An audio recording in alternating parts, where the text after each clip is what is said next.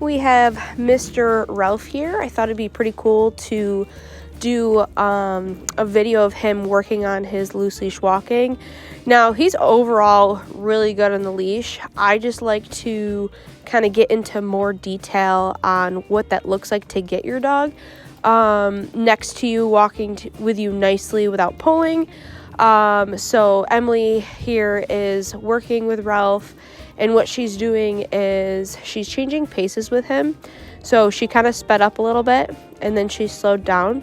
So that's kind of something we like to do with the dogs to gain their focus and kind of test them a little bit is, are you paying attention to me in my walking speed?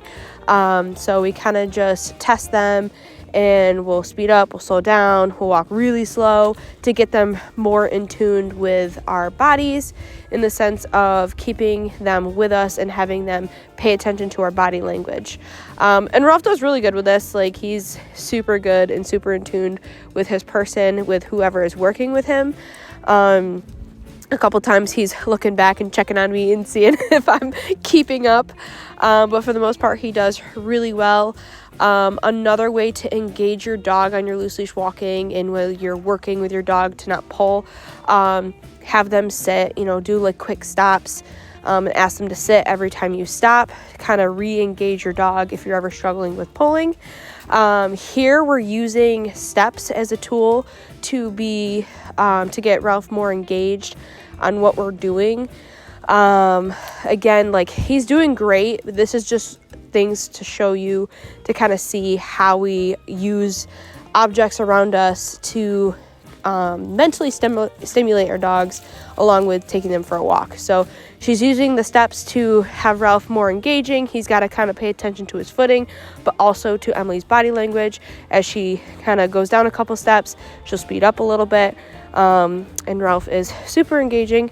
So if you're ever struggling with pulling, this is like a great way to kind of engage your dog and set the tone for your walk and do a couple different things.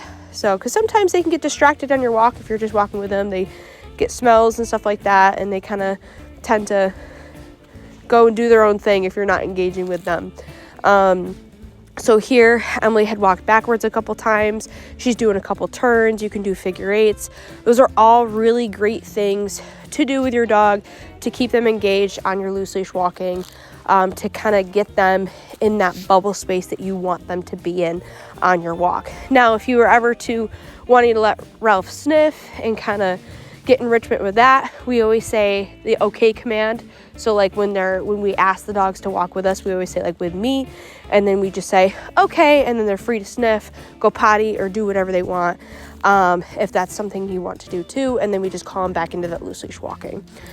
Now we took Ralph to Tractor Supply, which was super distracting for him. There's so many smells, there's so many dogs that come through there. So, and I'm okay with Ralph kind of getting some enrichment and smelling his new environment. I'm not gonna be super strict because this is a new environment for him. This is, there's sounds and stuff, and other people, kids, other dogs and whatnot. So I'm okay with him sniffing as long as he's not like pulling me everywhere.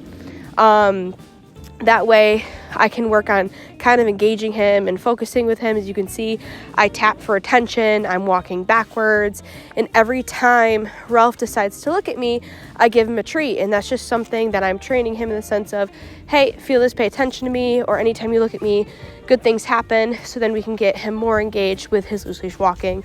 And Ralph does pretty good with this. I mean, bringing him into a store is definitely very distracting. There's a lot, he's in the dog food aisle, so it smells good to him.